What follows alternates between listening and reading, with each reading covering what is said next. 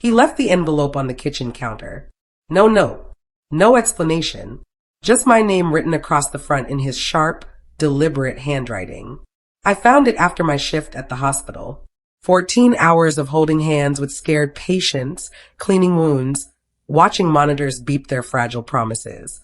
I was exhausted. My scrub still smelled like antiseptic and fear. I opened it standing there, still wearing my work shoes.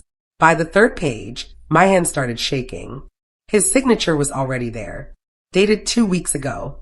This wasn't a conversation. This wasn't even a warning. This was a decision he'd made without me. A prenuptial agreement. After 3 years of marriage. I read it twice, thinking I'd misunderstood. But the words stayed the same. Everything we owned, everything we'd built together, it all belonged to him. The apartment, the savings, even the car I drove to work every morning. I was written out of my own life. When I finally looked up, he was on the couch watching television. Relaxed. Comfortable. Like he'd just asked me to pick up groceries. Garrett, I whispered. What is this? He didn't even pause his show. It's protection, he said calmly. My father insisted. You know how he is about family assets. I stood there holding papers that erased me. My throat felt tight. But we're already married. Why now? He finally looked at me. His expression was patient, like I was a child asking why the sky was blue. Things change, Camille. We need to be smart. This just makes everything clear. Clear. That's what he called it. I felt tears building behind my eyes. Hot and humiliating. You didn't think to discuss this with me first? I'm discussing it now. He turned back to the television. Don't make this dramatic. It's just paperwork. My parents went through the same thing. Just paperwork. Like our marriage was a business transaction he decided to restructure without consulting his partner. I wanted to scream. To throw the papers at him. To demand he look at me like I mattered. Instead, I stood there crying. Ugly. Gasping sobs that made my whole body shake. He sighed like I was inconveniencing him. Camille, come on. You're being emotional. We'll talk about this when you're calmer. That's when I understood. This wasn't a mistake. This was exactly what he wanted. I didn't sleep that night. I lay next to him in our bed, listening to him breathe. Deep and peaceful. Unbothered. My mind kept circling back to how we'd started. I'd met Garrett 5 years ago at a charity fundraiser. I was there with other nurses from the hospital. He was there because his family's name was on the building. He'd approached me at the bar. Told me I looked real in a room full of people playing dress up. Said he was tired of the fake world his parents lived in. Tired of trust funds and country clubs and people who measured worth in stock portfolios. I believed him. God, I believed every word. I grew up in a small town in Ohio. My mother cleaned houses. My father worked construction until his back gave out. I put myself through nursing school working 3 jobs. Every credential on my wall, I fought for. Garrett said he admired that. Said I made him feel grounded. But now I saw the truth. I wasn't his partner. I was his rebellion. His proof that he was different from his family. And now that the rebellion was over, he was consolidating his assets. The next morning, he acted like nothing had happened. He made coffee, asked about my shift, kissed my forehead before leaving for work. I watched him move through our apartment with easy confidence. Everything here was his. The furniture his parents bought us. The dishes from their wedding gift registry. Even the address was in a neighborhood I could never have afforded alone. I'd moved into his life. And somehow, I'd never noticed that I'd never really been invited to stay. At work that day, I moved through my routine on autopilot. Started IVs. Checked vitals. Held the hand of a woman whose husband had just died in emergency surgery. She cried into my shoulder. We had 42 years, she said. 42 years of being a team. I thought about the envelope on my counter. About signatures and clauses and protection. About being married to someone who saw me as a liability instead of a partner. When I got home, Garrett had ordered dinner. Thai food from my favorite place. He smiled at me like everything was fine. Feeling better? He asked. Like my grief had been a 24-hour flu. I started looking through our paperwork that weekend. Garrett was at the gym. He went every Saturday morning, spent 2 hours there, came back energized, and slightly smug. I opened the filing cabinet in his office, the one I'd never had a reason to look through before. The mortgage for our apartment. Only his name. The car title for the vehicle I drove every day. His name. The joint savings account I thought we shared. His name, with me listed as an authorized user. Not a co-owner. A user. 3 years of marriage, and legally I own nothing. I sat on the floor of his office, surrounded by evidence of my own erasure. Every document told the same story. He'd been planning this longer than I'd realized. And I'd been too tired, too trusting, too busy saving other people's lives to notice I needed to save my own. But I wasn't leaving. Not yet. Not until I understood exactly what I was dealing with. I put everything back exactly where I'd found it. Closed the cabinet. Went to the kitchen and started making lunch. When he came home, I smiled. His parents came for dinner the following Tuesday. I'd spent all day preparing. Roasted chicken. Garlic potatoes. The apple tart his mother pretended to love. They arrived precisely at 7. His father, Sterling, wore a suit even though this was supposed to be casual. His mother, Patricia, air-kissed my cheeks without actually touching me. They'd never liked me. I'd known that from the beginning. But they'd been polite. Careful. The kind of careful that comes from good breeding and better lawyers. Dinner was torture. They talked about people I didn't know. Places I'd never been. Investments I didn't understand. I served food and poured wine and smiled. Then Sterling turned to me. We're grateful Garrett is finally thinking long-term. Family assets require protection. I'm sure you understand. I felt my face burn. Of course. Patricia patted my hand. Her rings were cold against my skin.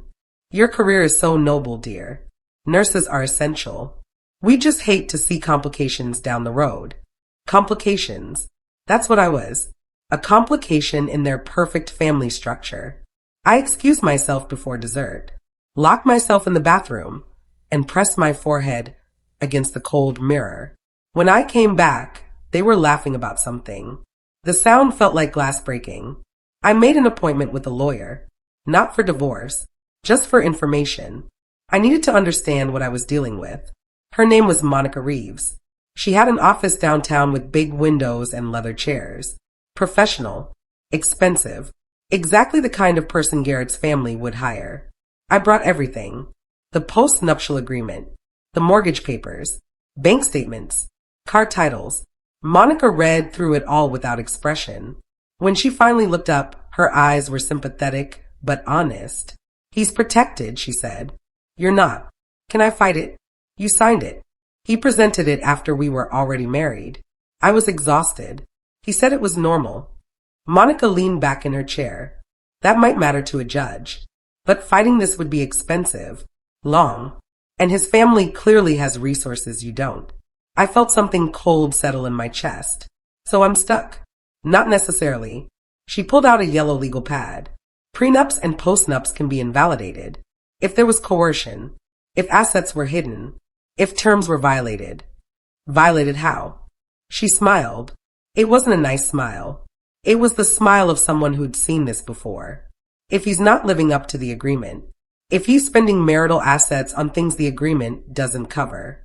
If he's hiding money. I thought about that second checking account I'd seen.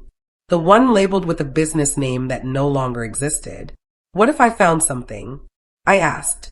Monica handed me her card. Then call me.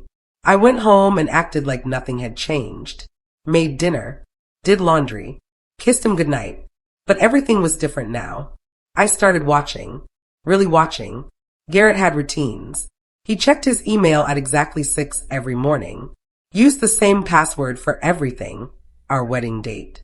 Left his phone on the counter when he showered. He'd taught me our marriage was a business arrangement. So I started treating it like one. I needed information. Evidence. Proof that the man who'd legally protected himself from me wasn't following his own rules. It took 3 days before I found the first crack. His laptop was open. He'd gone to answer the door, some delivery he'd ordered. I had maybe 2 minutes. I opened his banking app. It was already logged in. There, a second account, listed under an LLC I'd never heard of. Morrison Holdings. Recent transactions. Regular transfers. Payments to places I didn't recognize. One caught my eye. For $1,200. 2 weeks ago. The memo line said, HLSC. I took a picture with my phone. Then another. And another. When I heard him coming back, I closed everything and picked up my coffee like I'd been scrolling through news the whole time. I spent that night researching. Morrison Holdings was a business Garrett had started in college, a consulting firm that never went anywhere. He'd mentioned it once years ago. Said it was dead paperwork he'd never bothered to dissolve. But the account was very much alive. And HLSC. I ran every search I could think of. Finally, I found it. A social media profile. Private, but the profile picture was visible. Harper Lane, 28 years old. Personal trainer and wellness consultant. Her bio said she specialized in image branding for executives. Her last public post was from a gym downtown. The same gym Garrett went to every Saturday. In the photo, she wore Chanel sneakers. The ones I'd admired last Christmas. The ones Garrett said were too expensive, not practical. My hands were shaking again. But this time it wasn't from grief. It was rage. I didn't confront him. Not yet. Instead, I told him I wanted to fix things. That I'd been thinking about us, about the prenup, about everything. That maybe I'd overreacted. He looked relieved. I'm glad you're being reasonable. I want us to reconnect, I said. Maybe we could take a trip? Just the two of us. He loved this. Loved that I was trying. Loved that he'd won. That sounds perfect, he said. Where do you want to go? Surprise me. You're better at planning these things. While he researched mountain cabins and coastal resorts, I researched something else. Digital forensics. Recovery software. Ways to access deleted files, hidden folders, encrypted messages. A tech at the hospital, Ramon, owed me favors. I'd covered his shifts during his divorce. Helped him swap schedules when his kids needed him. I asked him over coffee. Hypothetically, what would someone need if they wanted to recover information from a computer? He didn't ask questions, just wrote down a program name and installation instructions. Hypothetically, he said, this would create a full backup. Everything, even things someone thought they deleted. I hugged him. You're the best. Be careful, Camille. I smiled. Always. The trip was planned for 3 weeks out. A cabin in the mountains. Romantic. Isolated. Perfect for rekindling our marriage. Or perfect for gathering evidence without interruption. I installed Ramon's program the next time Garrett went for groceries. It ran in the background. Silent. Invisible. By the time he got home, everything was backed up to a cloud drive only I could access. That night, while he slept beside me, I went through files. Messages to Harper. Hundreds of them. Starting 18 months ago. Photos. Some innocent. Some not. Calendar entries. Dinner reservations. Hotel bookings. A weekend in Denver when I'd been working doubles at the hospital. And then I found the document folder. Labeled property. He'd bought a condo. Last year. Told me it was an investment property. That we'd rent it out. Maybe move there someday. But Harper had posted a photo 3 weeks ago. A mirror selfie in a bathroom I recognized from the listing photos. She lived there. In the condo my husband bought. The condo he was paying for with money that should have been ours. I took screenshots of everything. Backed them up 3 different places. Then I closed the laptop and stared at the ceiling until morning light bled through the curtains. I started helping him with things. Offered to organize his office. Sort through his papers. Make copies of important documents. He thought I was finally settling into my role. Being supportive. Convenient. I was documenting everything. Every financial statement. Every contract. Every piece of paper that showed money flowing from our marriage into Harper's life. The condo lease. Under his LLC. All utilities paid by Morrison Holdings. Credit card statements. Dinners. Shopping. A jewelry purchase for $6,000. Nothing I'd ever received. I photographed it all. Organized it into folders. Created spreadsheets. At work, I was the calm trauma nurse. Steady hands. Clear mind. Unshakable focus. At home, I was the perfect wife. Dinner ready. House clean. Questions minimal. But in between, I was building a case. Monica had said the prenup could be invalidated if he violated its terms. Clause 12 was specific. Neither party shall use marital assets to support individuals outside the marriage without written consent. Garrett was paying Harper's rent, her car, her lifestyle, with money from an account technically in his name but funded by our marriage. He'd violated his own contract. And I had proof. I needed one more thing. Harper's confirmation. I found her at a juice bar near her gym. She was alone, scrolling through her phone, looking like someone without a care in the world. I sat down at the table next to hers, ordered a green smoothie I'd never drink, waited. She glanced over. I smiled. I love your bag, I said. Is that the new Chanel? She lit up. Yes, just got it. A gift. Lucky you. Special occasion. Just a Tuesday.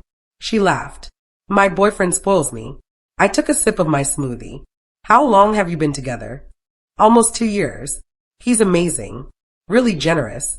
We're actually talking about making things official soon. My stomach turned. Official? Yeah, like, he's working through some stuff with his current situation. But once that's handled, we're going to really start our life together. Current situation? That's what I was. Sounds complicated, I said carefully. She shrugged. A little. But he says his wife doesn't understand him. That they're basically roommates. That she's only interested in his money. I had to work to keep my voice steady. That's hard, right? He deserves someone who appreciates him for who he is. I finished my smoothie, threw away the cup, turned back to her. Good luck with everything, I said. She smiled. Thanks. Have a great day. I walked to my car, sat in the parking lot, and recorded everything she'd said while it was fresh in my memory. Every word, every detail. Then I called Monica. I have what we need, I said. The mountain trip came and went. Garrett thought it was a success. We hiked, made dinner together, sat by the fire. He told me he was glad I'd come around, that this was the Camille he'd fallen for. I smiled and poured him wine and thought about Harper living in our condo. When we got back, I told him I wanted to have his parents over again, that I wanted to try harder with them. He was thrilled. They'll love that. I made reservations at their favorite restaurant. Expensive. The kind of place where servers moved like ghosts, and every table cost more than I made in a week. While I was planning dinner, Monica was planning something else. The papers were filed on a Tuesday. Garrett was served at brunch. I coordinated the timing carefully. His parents were there. Sterling and Patricia, dressed for the country club they'd visit after. The server appeared at Garrett's elbow. Garrett Morrison? Yes.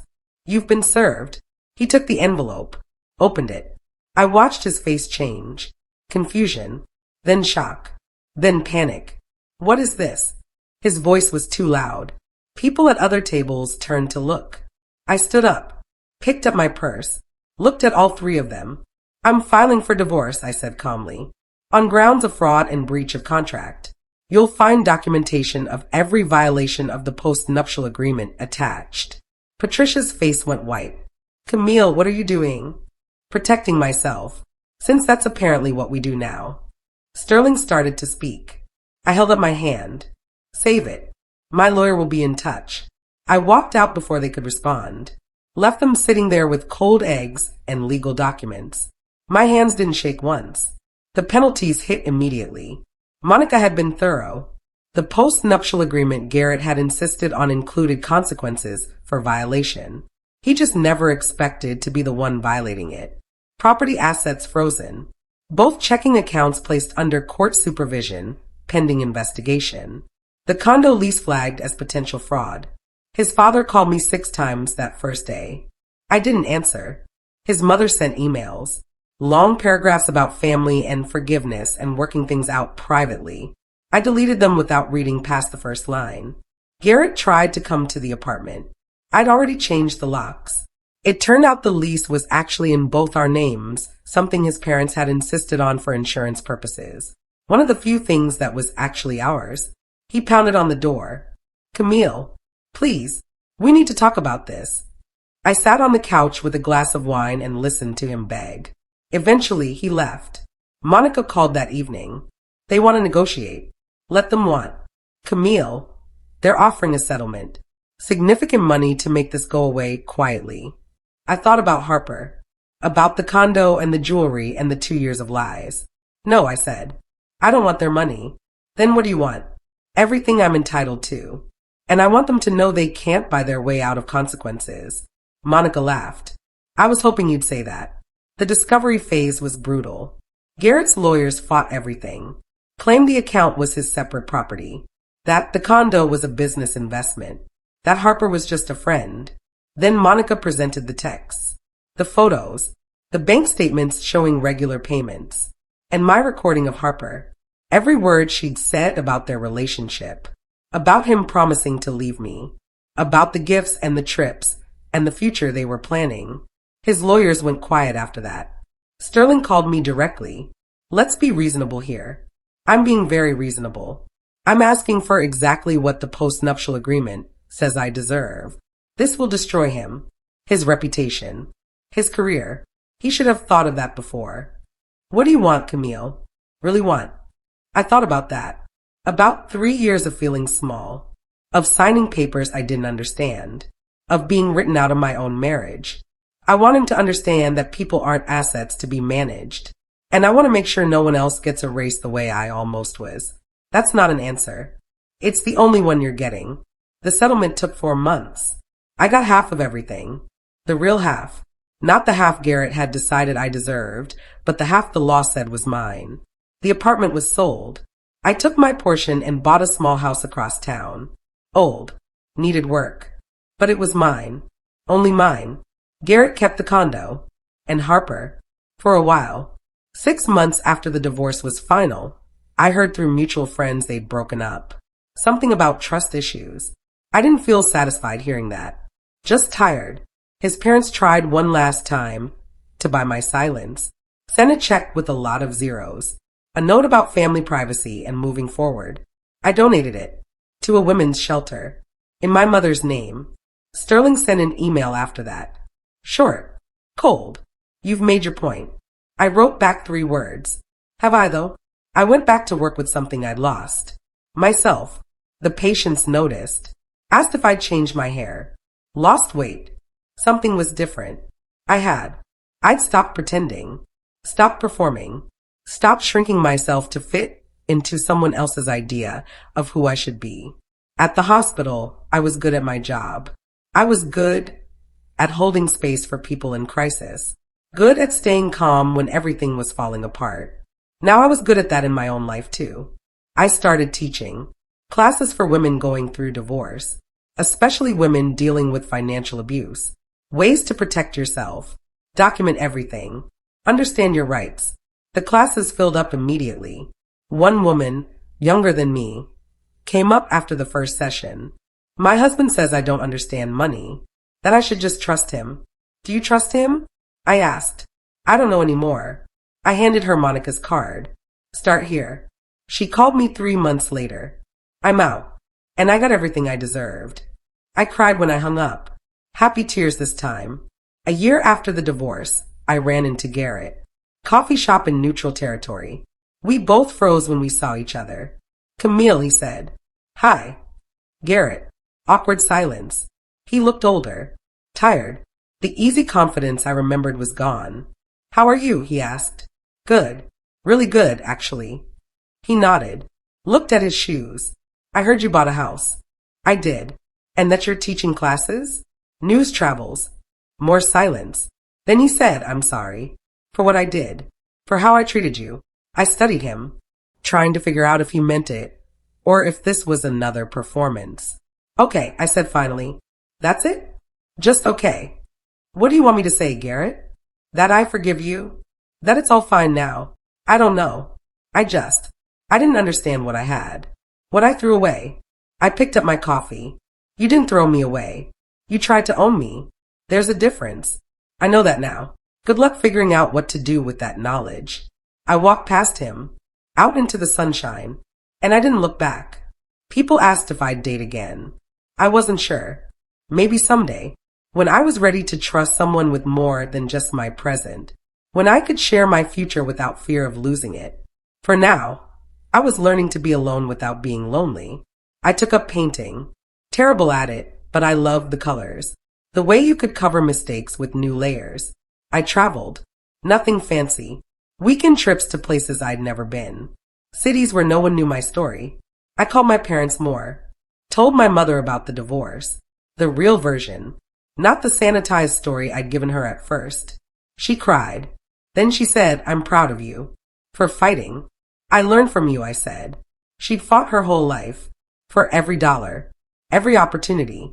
Every scrap of dignity in a world that tried to take it from her. I was her daughter. Fighting was in my blood. The teaching expanded. What started as small classes became workshops. Then a partnership with the women's shelter. Then speaking engagements at hospitals and community centers. I talked about financial abuse. About how it looks like love at first. Like someone taking care of you. Protecting you. Until you realize protection feels a lot like control. Women came up after every talk. Shared their stories. Their fears. Their plans. One woman said, "My husband handles everything. Says it's easier that way. But I feel like I disappeared." "You didn't disappear," I told her. "You're right here. And you can come back." "How?" "One document at a time. One question at a time. One boundary at a time." She nodded. Wiped her eyes. "Thank you." That's what kept me going. Knowing that my mess, my pain, my fight, it meant something for someone else. 2 years after the divorce, I got a letter. From Patricia, Garrett's mother. I almost threw it away unopened. But curiosity won. It was short. Handwritten. "Camille, I owe you an apology. I taught my son that money was protection. That love needed contracts. That trust was a liability. I was wrong. He lost the best thing in his life because of lessons I taught him. I don't expect forgiveness. I just wanted you to know that I see it now. I see what we did to you. And I'm sorry." I read it 3 times. Then I wrote back. "Patricia, thank you for this. It took courage. I hope Garrett learns what you learned. That some things can't be protected with contracts. That real partnership requires risk. That love without trust isn't love at all. I wish you peace." I sent it. Then I put the whole thing away. Some apologies change things. Some just acknowledge what was broken. Both matter. I adopted a dog. Ridiculous, maybe. But the house felt too quiet sometimes. She was a rescue. Mixed breed. One ear that flopped and one that stood up. The shelter said she'd been surrendered by a family who didn't have time for her. I named her Scout. After the girl in that old book who asked hard questions and never backed down. She slept at the foot of my bed, followed me room to room, learned to recognize my scrubs, and knew when I was leaving for work. Coming home to her changed everything. The house wasn't empty anymore. It was full of loyalty and trust and uncomplicated love. Sometimes I'd talk to her, tell her about my day, about difficult patients, about women in my classes who were fighting their way free.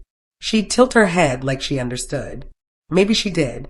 We'd been abandoned by people who were supposed to protect us. We understood each other. 3 years out, someone asked me if I was happy. I had to think about it. Happy felt too simple for what I was. Too neat for the complicated mix of grief and relief and pride and peace. I was free. That's what I was. Free to make my own choices. Free to keep what I earned. Free to trust myself. Free from performance. From pretending. From making myself smaller so someone else could feel bigger. Was I happy? Some days, yes. Some days, no. Most days I was just living. Really living. Not performing life. Not surviving it. Actually living it. And that felt bigger than happiness. More real. More mine. Last week, I bought new furniture for the living room. Nothing expensive. Nothing that screamed success or proved anything to anyone. Just pieces I liked. Colors that made me smile. A couch comfortable enough to fall asleep on with a book. I arranged it all myself. Scout supervised, sprawled in a patch of sunlight. When I was done, I stood in the doorway and looked at my space. My home. My life that I'd built from the rubble of someone else's control. Garrett got what he wanted in the end. His money. His protected assets. His family legacy. But he lost something he didn't know how to value until it was gone. Partnership. Trust. A witness to his life who chose him freely instead of being bound by contracts. I didn't get rich from the divorce, didn't destroy him or take revenge. I just took myself back, piece by piece, document by document, boundary by boundary, and I learned something he never would. That happiness isn't for sale. It's not in prenups or bank accounts or protected assets. It's in the freedom to choose your own life and the courage to fight for it when someone tries to take it away. I have that now, and no contract in the world can touch it.